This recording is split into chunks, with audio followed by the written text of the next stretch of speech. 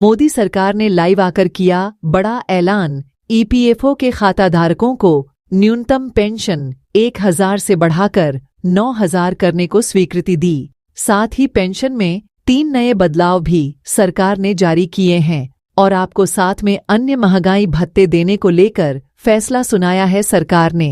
देखिए वीडियो में पूरी रिपोर्ट। नमस्कार, जय हिंद, वंदे मातरम। स्वागत है आपको हमारे YouTube चैनल में। आपको आज LIC पेंशन प्लान के बारे में बताने जा रहे हैं। बुजुर्गों को जीवन भर मिलेगी 1 लाख रुपए की पेंशन। इस तरह आप भरे फॉर्म बताने जा रहे हैं। बहुत अच्छी जानकारी है, तो बने रहिए हमारी वीडियो में शुरू से अंत तक। आपको LIC पेंशन के बारे में बात करेंगे। जो जैसा कि हम सब जानते हैं कि उम्र के पश्चात हम सभी का शरीर शिथिल हो जाता है, तभी काम कर सकते हैं और पैसा कमा सकते हैं। इसी उम्र में हम सभी को भरपूर मेहनत कर पैसा कमाना पड़ता है और वही अपने बुढ़ापे के लिए सेविंग भी करनी पड़ती है, ताकि बुढ़ापे के दौरान हम किसी पर निर्भर ना रहे और हमारा बुढ़ापा आराम से कट सके। ऐसे में हम सभी ने अपने आसपास जरूर ऐसे उदाहरण देखे होंगे जहां लोग तो अच्छी खासी सेविंग कर बुढ़ापे में आराम की जिंदगी गुजार रहे हैं, तो सेविंग के बावजूद भी उन्हें भरपूर रिटर्न नहीं मिल पा रहा है और महंगाई के जमाने में वह अपने रोजमर्रा के खर्चों की पूर्ति तक नहीं कर पाता है। अगर आप भी इन 2 उदाहरण को सीख लेकर बहुत बेहतर निवेश करना चाहते हैं तो LIC लेकर आइए। आप सभी के लिए बेहतर निवेश प्लान है जो LIC पेंशन का प्लान है। अब बुजुर्गों को जीवन भर मिलेगी 1 लाख रुपए की पेंशन। जी हाँ दोस्तों, तो बताया जा रहा है कि जैसे LIC हर महीने 1 लाख पेंशन का प्लान है।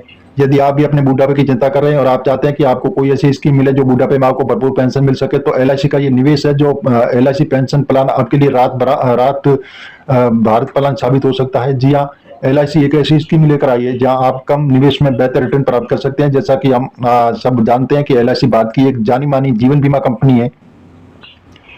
हाल ही में LIC में अपने ऑर्गेनाइजेशन जैसी ऐसी स्कीमें चलाई जाती है। आवेदक व्यक्ति को जिंदगी भर हर महीने 1 लाख रुपए तक की पेंशन मिलेगी। आज हम इसी योजना LIC पेंशन के प्लान के बारे में आपको विस्तार से बताने वाले हैं।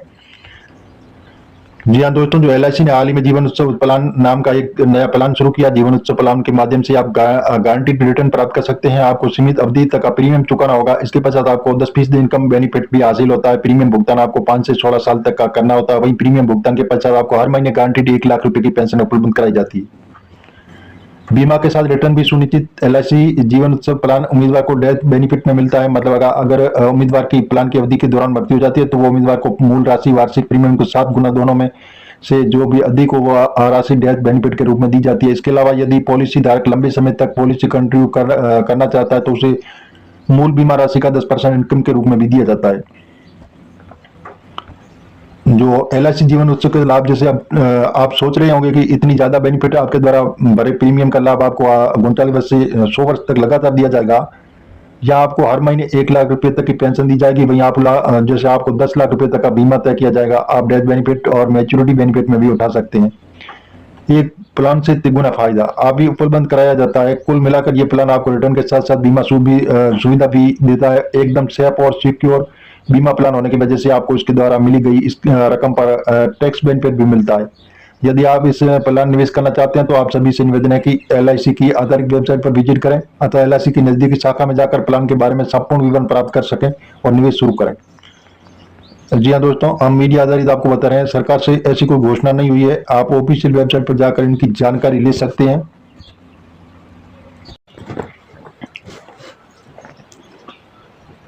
जी हाँ दोस्तों, दूसरी बात है कि EPS पेंशन 75.5 लाख पेंशन है, जिसमें से 34.4 लाख पेंशनों को 1,000 रुपये तक मासिक पेंशन प्राप्त होती है। जी हाँ दोस्तों, बताया जा रहा है कि केंद्रीय वित्त मंत्रालय ने कर्मचारी भविष्य निधि न्यूनतम वर्तमान 1,000 से बढ़ाकर 2,000 रुपये करने के प्रस्ताव को अस्वीकार कर दिया। ये प्रस्ताव श्रम मंत्रालय ने को भेजा और कर्मचारी भविष्य निधि EPFO को फैसले लेने वाले शीर्ष निकाय केंद्रीय ट्रेड बोर्ड CBT की हुई हालिया बैठक में इस प्रस्ताव को नामंजूर किए जाने के बारे में जानकारी दी। और न्यूनतम पेंशन बढ़ाने का रही कि पेंशन फंड का सालाना मूल्यांकन किया जाता है। यदि ये कोष इजाजत देता है तो जैसे अतिरिक्त रियायत मुहैया कराई जाती है। वर्ष 2000 के बाद ज्यादातर किए गए मूल्यांकन कोष घाटे में है, इसलिए अतिरिक्त रियायत मुहैया नहीं कराई गई है। केंद्र सरकार ने 2014 से बजटीय मदद मुहैया नहीं कराई थी।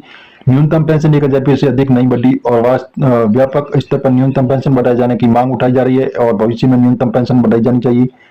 EPS 95 मुहैया कराने वाली योजना है जो कर्मचारी मासिक आय 8.33% कर्मचारी भविष्य निधि कोष में मुहैया कराया जाता है। इसके अलावा केंद्र सरकार मासिक वेतन पर 1.16% केवल 15,000 रुपये से कम मूल वेतन पर राशि मुहैया कराती है। संसद से श्रम मामलों में स्थायी समिति ने मार्च 2022 से श्रम मंत्रालय से कहा था कि 1,000 रुपये की मासिक पेंशन अपर्याप्त है और मामला वित्त मंत्रालय के समक्ष रखकर पर्याप्त बजटीय मदद प्राप्त करने के लिए कहा गया है।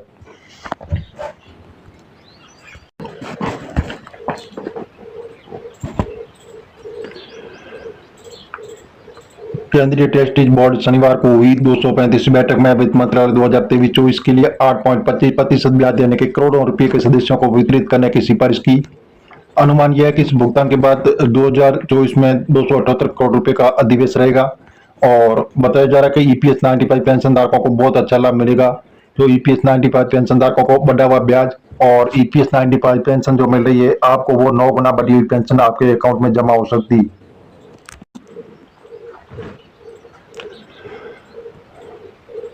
अगर आप किसी संगठित क्षेत्र में काम करते हैं तो हर महीने आपकी सैलरी से कुछ हिस्सा कटकर ईपीएफ खाते में जाता है। कर्मचारी के अलावा कंपनी और ईपीएफ खाते में पैसा जमा किया जाता है। जी हाँ दोस्तों, जो अब बताया जा रहा है कि वह मंथली जमा होने वाली इस रकम का अच्छा खासा ब्याज मिलता है और इस समय 8.25% के हिसाब से ब्याज मिल रहा है। तो ईपीएफ के द्वारा अच्छा खासा रिटायरमेंट फंड ऐड किया जा सकता है। आवश्यकता पड़ने पर ईपीएफ फंड से निकासी और नौकरी छोड़ने पर कुछ शर्तों के साथ में पैसा निकाल सकते हैं। जब आप ईपीएस फंड से निकासी करते हैं तो वह पैसा सीधे उस बैंक खाते में जाता है जिसे ईपीएस खाते से लिंक कर सकते हैं। लेकिन यदि ईपीएफ खाता बंद हो गया तो आपको नए खाते को लिंक करना होगा।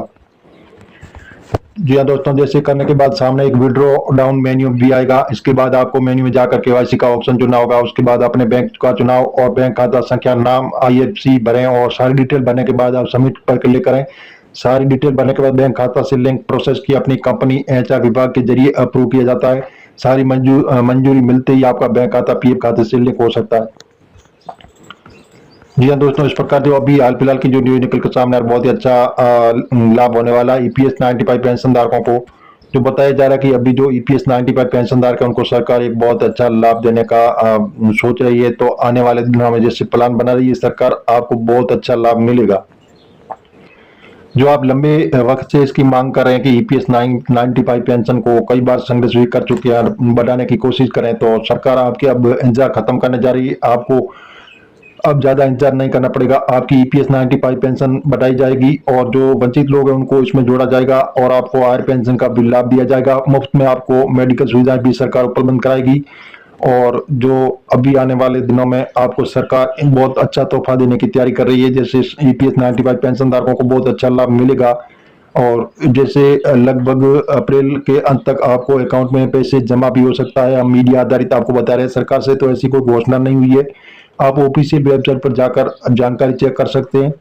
इसी वीडियो में इतना ही, और मिलेंगे नई वीडियो के साथ। आप नए और पहली बार है तो चैनल को सब्सक्राइब कर लीजिए ताकि इसी प्रकार की जो नई जानकारी होगी वो आप तक पहुंचती रहेगी।